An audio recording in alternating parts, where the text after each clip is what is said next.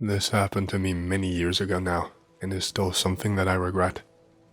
It's something stupid that I did as a kid that has stained my life forever. It's not something I think I will ever be able to come to terms with or live with. It involves my brother, and this happened back in August of 1991. Every summer, our parents shipped us off to a remote village to stay with our maternal grandmother for at least a month. My mother always told us it was because the fresh air and nature would do us good. Me and my brother knew deep down that our parents just wanted rid of us and to have a break. Those summers always left me feeling torn. Sometimes I had fun. Sometimes me and my brother saw interesting things. Sometimes they were the most miserable summers of our lives and we could not wait to go back home. The bad days, the really bad days, they were all because of my grandma. To put it very simply, she was a vile woman. She was malicious, and she took joy in other people suffering and being miserable. If you were having a good day, you could be sure that she would find the words to ruin that joy. My grandfather was a quiet and submissive man, and she drove him to an early grave with her cruelty and evil words. My brother was 3 years older than me, so remembered grandfather clearer than I did. He also spoke about him as warm and kind. Our grandma, she hated my brother very openly. I think his love of grandfather was the reason. I look back on these summers and can't help but feel angry at my parents. How could they be so selfish as to send us to someone who hated us and treated us horribly? We would tell her everything that happened, and she would claim that we were making up stories. It got to the point where I would have panic attacks before going to stay at my grandma's house. That is how much I feared her. I feared what she would do to me. The summer that this happened, I was 9 years old and my brother was 12.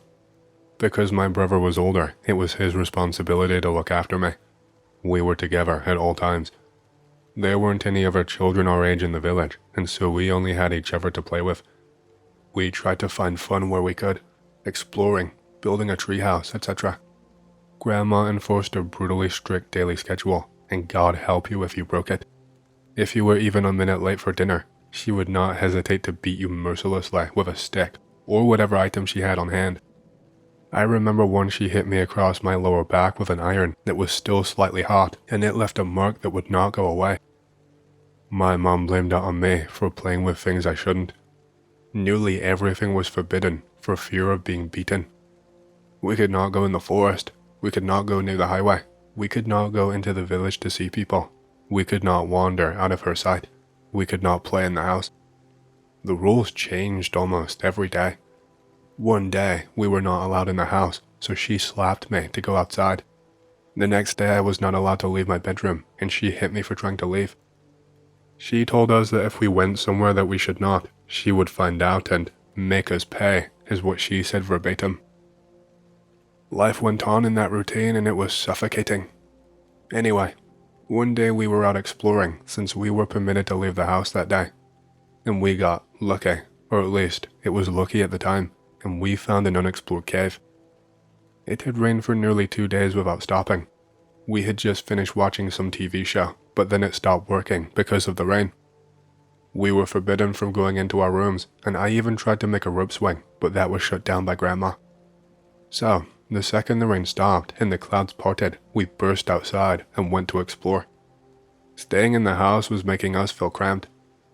We started walking along a path that kind of circles around and through the forest. There was another that led straight to the village, but we wanted to get lost and explore. We were nervous and kept checking behind us to see if anyone was watching us. Our grandma had drilled it into us that she had eyes everywhere and that people in the village would tell her if we went somewhere she told us not to. Because of this, we were constantly paranoid. We ended up making our way to this broad ravine that had stinging nettles everywhere. There was a tree that had fallen across the ravine a long time ago. We loved to walk across it. It was one of our favorite things to do. The entire village and where Grandma's house was stood on a high hill which dropped down pretty steeply toward the ravine. The ravine sloped in the same direction and plunged probably 10 meters deep in some places. At the bottom was trees and shade and stinging nettles. One side of the ravine was filled with swallows' nests. This was where we wanted to go. We very carefully edged across the tree trunk that was slippy from being soaked with rainwater. It would have been so easy to slip and fall in and break our necks. Looking back, it was reckless. Once we got down to the nests, we tried to peer inside one of them, and we even found the tiny skeleton of a chick. I think we got too close, because this flock of swallows dive-bombed us while shrieking. They swooped at us, and I felt one of them brush my face with its wings. It scared me and made me jump, and because of this I lost my footing and went sliding. I shouted the whole way down and just sat there and waited until my brother climbed down. I had scratches all over my face and chest, and my t-shirt was torn up. On the way down now, I had uncovered something. About halfway down, part of the clay slope had given way and crumbled apart. I'm not sure if my fall caused this or if it was always there. Either way, it exposed a narrow horizontal crack that was no more than half a meter long. It was pitch black inside, and we could not see anything. I could feel a faint bit of air coming from out of the opening. My brother, being older and smarter than me, said that the rain had loosened the earth and caused it. We loved exploring, so to us, this felt like the best luck ever, and we got to work digging into the earth to make the hole bigger. We dug until dinner time, and we managed to get the crack just wide enough for me to crawl inside. I was much smaller, you see. Almost immediately, the cave opened up into a small chamber, and it was freezing. There were clay walls that were damp, but there was enough room for us to sit comfortably. The only problem was the lack of light. Even without much light, I could see that the passage continued on deeper and then curved, and I could not see past that. We had to leave it for the time being, and so we left and washed ourselves with water from a street pump. We both agreed that we would not tell another soul about this place. It would be our secret safe haven where no one could get us, especially Grandma. If anything happened, if she hit us or berated us, or we did not feel safe, then we could come here. It felt liberating for such a small child at the time. I didn't feel so scared anymore, at least for a little while. We kept the secret for 2 weeks, and we were very careful to deceive Grandma. We managed to get our hands on a rechargeable flashlight from an old box in the house. We managed to borrow some digging tools from the old shed outside. It was just a bunch of old garden hose that were not used anymore and a rusty old shovel. Every day, we would retreat to this hole and set up our base. We stocked up on food that we hid there. We leveled the clay floor with cardboard. We used tools to carve little shelves and recesses into the wall where we could put things. In these little recesses, we put candles that we got from a trader in the village. Our main goal was that we wanted to find the end of the cave and where it came out to. The draft basically told us that there had to be another entrance. There was a narrow crooked tunnel that led out of the grotto. It was just about wide enough for us, but the further we went in, the narrower it got. It got narrow quickly too. We crawled through, one by one. We took turns holding the flashlight so the other could climb and see where they were going. We expanded the passage bit by bit with our tools, and each day we made progress, climbing further through the narrow cave. Progress was slow, and it took a lot of energy from us. We were only young, so not all that strong. I say we progressed maybe a meter each day. To get home at the end of the day, we had to crawl backwards feet first in the pitch black darkness. It was tough and made me really nervous. Not being able to see had me worried I might get stuck. With how deep we had gotten, the tunnel barely had enough room for our shoulders to fit across, and it was suffocating. Sometimes it felt like when I took a breath, my chest could not fully expand. It got cut off halfway. Since breathing was so tough, using a shovel to dig was pretty much impossible. One of us got stuck several times, and each time we did, it sent us into a frenzied panic. It took a lot of wriggling and pushing and moving backwards and then forwards again to get free. I remember one day I got stuck for almost 20 minutes, just flailing around and shouting, but I eventually got free. We were nothing if not determined. We had this little double-page notebook that we were using to map out the cave. All we could do was a shitty little pencil drawing, but we tried to map every single twist and turn. We also used it to plan what we would do the next day. The cave seemed to curve right from what we could tell. A right curve that would bend backward toward the ravine before sloping downward. We found one branching path in the cave that ended in a dead end after a few meters. It looked like a path that had been blocked by a cave-in. And then one day, we were exploring the cave as usual until I heard my brother scrambling behind me. At first I heard him mumbling, then the scraping of his clothes against the rock, and before I knew it, I heard him try to start kicking and wriggling, and he shouted at me, "Wait, I'm stuck." I still blame myself for this. It was not the first time one of us had gotten stuck, but that day, I was the one in the lead. We were about 18 meters from the entrance, and I wanted us to push past this tricky rocky section. I had not widened the tunnel enough, but I still barreled forward and squeezed through. But my brother, he was bigger than me. He had gotten himself wedged into the tight space and could not move himself at all. His arms were basically pressed in at his sides, and he could only wiggle them a little. His legs were completely stuck too. At first, we did not panic. We thought we could get him out like before. But an hour went by, and he still could not move forward or backward by a centimeter. He became hysteric and was shouting, and I started crying and did not know what to do. We spent another 3 hours trying to free him to no avail. It was way past midday at this point, and we were both sobbing and screaming and shouting. I begged him to grab onto my leg so I could pull him forward. When I tried to pull him by force, he screamed that it hurt and told me to stop. He said he felt one of his bones cracking and that I was going to break it. He told me he could barely breathe and that I had to help him. I tried to shine a flashlight on him to see, but I could not even turn around in that narrow passage. We were completely pinned beneath a thick layer of earth, and he was blocking the way back. We were trapped, and no one knew where we were. My brother, he was the leader. He was older and smarter than me. He came up with a plan and told me it was the only one that we had. He said I had to crawl ahead and try to reach the second exit, and then I would call for help. There was no other option, even if the odds of me squeezing through and finding it were slim. I had my flashlight and a small shovel with me. I could see that just a little further ahead, just where the light reached, the tunnel widened just a little. We agreed to call out to each other every minute. I began my crawling. My memory is patchy for these next parts. I was in a blur of panic and despair, and I could barely see ahead of me because of the tears in my eyes. I only remember crawling for a long time. I remember tearing at my arms, knees, and clothes. The further I got, the fainter my brother's screams became behind me. My own voice was hoarse at that point from calling back to him. Finally, I could see a light ahead of me, and I burst out of the earth. I was at the bottom of the ravine. I was next to a stream and a mound of trash that the villagers had been dumping for years. I started crying just from relief, but this was short-lived, and I quickly started panicking again. I was filthy, and I looked like a wreck. I was young and stupid, and I was scared. I knew I could not tell my grandma. She would beat me. I don't know what she would do this time for something like this. She told us never to go near this ravine.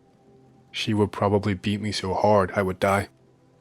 I was scared and didn't want to tell her, and I didn't know where else I could find help. She hated my brother. She would probably beat him worse than me. I think at that point I just passed out. I remember my eyes welling up with tears again, and then my vision blurred, and then I remember opening them up again to darkness. We were screwed. We had missed dinner. My body was aching from all of the digging and crawling and squeezing. I realized that no matter what, I could not tell Grandma what happened. Just the thought of telling her filled me with a sense of dread that made me believe that my life was over. She would kill me. I was always so terrified of her. I was a frightened child. I did not know how far she would go. I genuinely believed that she might kill me. But I did not want anything to happen to my brother, so I told myself I would come up with a better way. I washed myself off at the water pump, and when I got back, my grandma asked me where my brother was. She did not even mention my muddy appearance. She did not scold me or hit me for being late like she usually would. 1 minute late would normally be a beating. I was hours and hours late, and nothing. I was waiting for her to snap at any moment. I lied to her. I told her we had a fight, and that I had no idea where he went. I told her I thought he had come home already. I'm a terrible liar. I have never been able to lie properly. When I was a kid, I would always start to cry when lying because I would get so nervous, and this time was no exception. But she did not even question it. She just told me to wash my hands and eat my dinner, and that was it. She sent me to bed and I went. Not even a raised voice. I could not sleep. I just tossed and turned. I had a nightmare when I finally did sleep.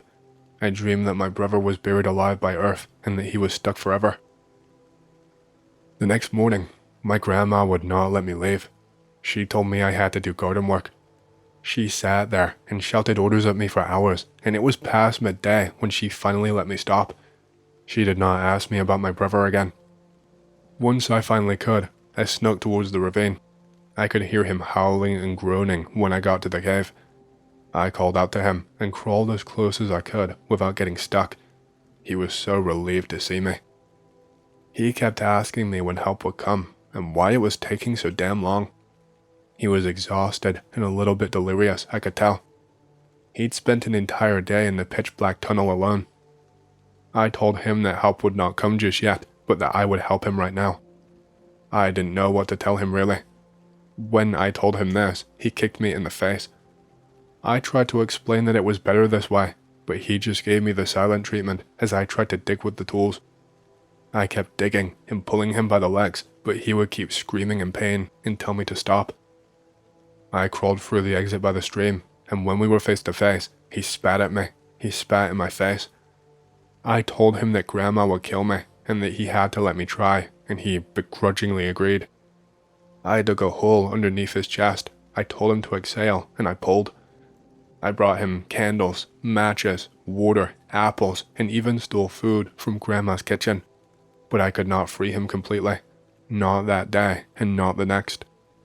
The next day, he swore he would kill me once he got out of the cave. He told me in painstaking detail how he would break my fingers and then gouge out my eyes with his penknife and make me suffer slowly. I was in tears while hearing this. I just kept trying to dig him out, and he just kept screaming at me to help him. I had to leave for dinner, and I could hear him screaming and then laughing as I left. The next night, he was chugging water I had brought him, and he begged me to tell Grandma everything. He told me it was our only choice. He apologized to me for saying that he would kill me, and for saying that I was no longer his brother. I wanted to tell her so that he would get help, I really did. But in my child mind, I thought that if she knew the truth, then it would be the end for me. When I got home for dinner, Grandma said that we needed to call the police since my brother was still gone. I was a coward. I had the perfect chance to tell her right then and there, and I still just stayed silent. I don't know why. I just couldn't speak. Half the village joined the search for my brother. I don't know why, but I lied, saying I'd last seen him behind a vegetable garden near the forest. I could have just told those people. I didn't even have to tell my grandma. I just felt so deep and trapped in the lie, I guess. They combed through the woods and discovered our treehouse, but my brother, of course, was nowhere to be found. When I returned to his cave, he had already used up the last of the candles I had managed to bring him. He did not even react to my presence this time. His face was dirty and haggard, and his eyes were wide and looked crazy. Something about his face did not even look human anymore. I'm not sure how to describe it. Like the spark in his eyes wasn't there. When I got there, he was licking the walls for the moisture to quench his thirst. Then I saw him chewing at bits of clay. When I tried to use my hands to stop him, he bit me. I could see marks from both his nails and teeth all around the clay. He had been doing this for a while. I told him I had not brought food because it would help him lose weight faster and eventually escape. For some reason, I thought this was really smart and sure to work. He did not even have any emotion on his face when he agreed that it was wise. He did not even look at me. When I left, he did not even make a sound. He just laid there, staring blankly at me. The next day, my father and my mother arrived, and they were both distraught. They confined me to my room, and I was forbidden to leave. A policeman and my father questioned me again about what happened. I hated lying, and I hated that deep down, I was relieved to have avoided punishment. I don't know why I doubled down and did not tell the policeman. They could have saved him, and my grandma would not have been able to touch me with my father there, but I just kept quiet. The search went on for 4 days. People kept coming and going. One evening, my mother came into my room and gave me a hug. She said that we were going home. I never got to go out there again. They found the body that same day that we were leaving. They found him wedged inside the hole and he had died. The death was ruled accidental.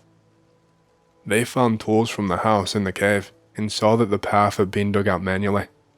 My mother came home and she was screaming at my grandma.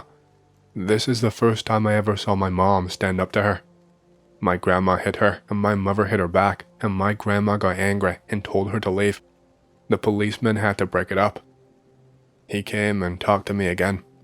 He asked me about the tools in the hole and if I knew, and all I could do was just cry and tell him no, that I had no idea. I told him that it was all my brother and had nothing to do with me. I am much older now, and for years I lied to protect myself. Every so often my dad would bring it up to me and try to get me to talk about it, but I would just cry and clam up and hide away. He suffered a heart attack in 2010 and passed away. I think he knew something, but I don't know how much. My grandmother died in 2003, and no one bought her house, and it stayed abandoned. I tried to tell my mom after my father died, but I could not find the words. My mom was not even angry when I tried to tell her. She just looked so tired. She passed away from cancer about a year after I told her. I tried to tell her about Grandma again and what she was doing and about how she saw my dirty clothes, but she did not want to hear it. She told me that she did not want to see me anymore. My grandma, she never missed things.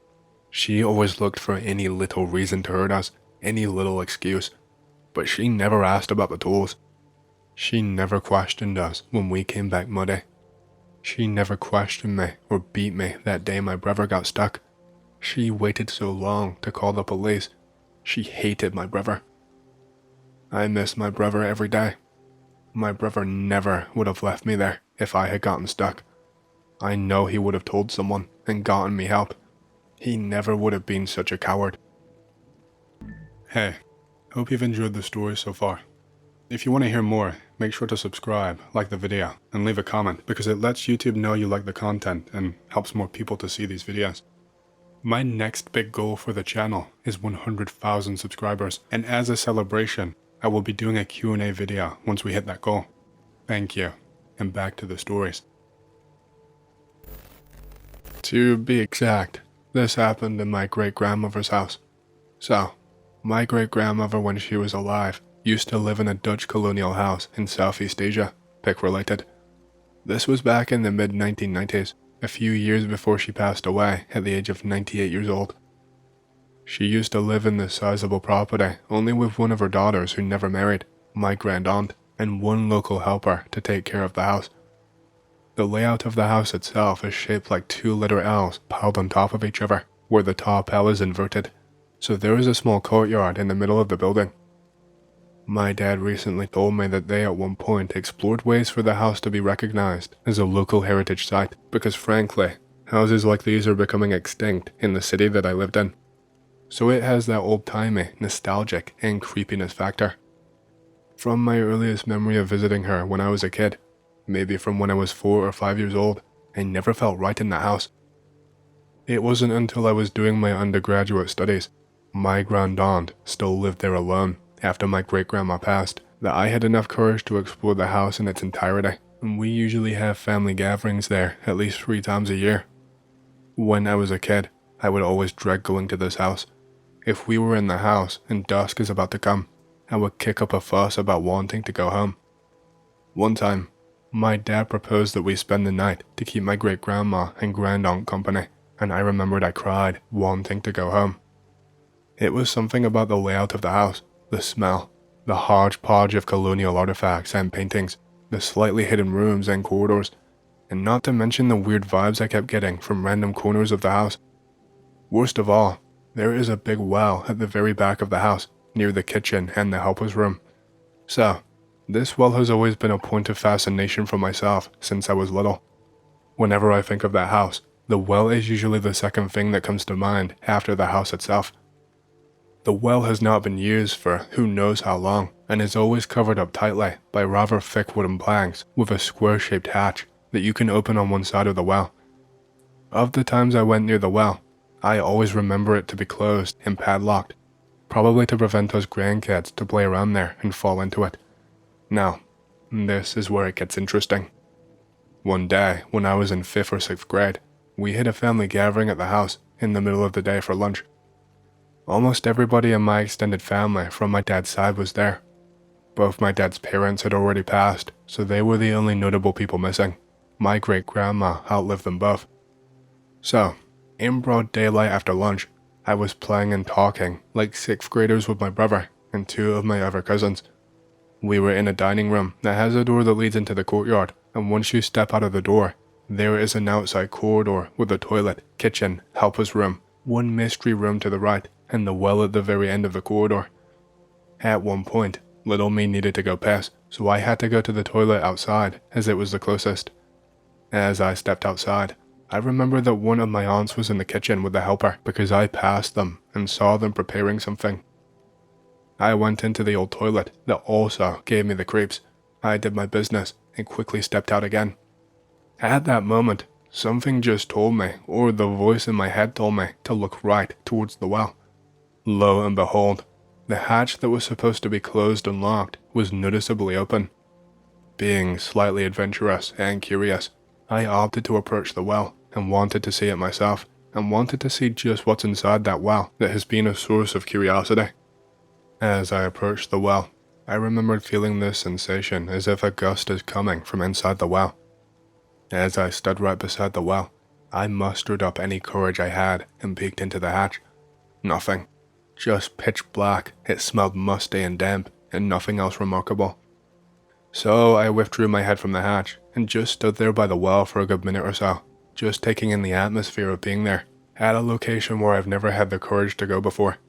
Shortly after, my aunt who was in the kitchen noticed me standing inside the well. As she was walking towards me, she muttered out something along the lines of nothing good or nothing worthwhile. When she finally got to me, her face changed to that of surprise. She asked me why the hatch is open and gives me a minute lecture on how dangerous it can be. I could tell that she was struck by the fact that the hatch was actually open. As she herded me back into the dining room, she talked with the house helper in a stern tone, telling her that the hatch was open, asked the helper in a somewhat panicky tone why it was open, and asked the helper to close the hatch again. The helper was as puzzled as we were. She told my aunt that she has not been near that well for days. That's when my aunt's face started to turn pale. I knew that something was not right as how they should be.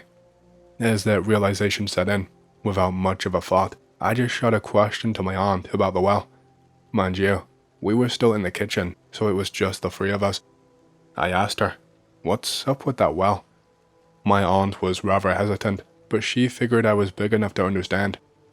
It was then that she told me that the family believes that there is something, some energy, being, or spirit, that dwells in the depths of that well, and she said that whatever is in there is attached to our family.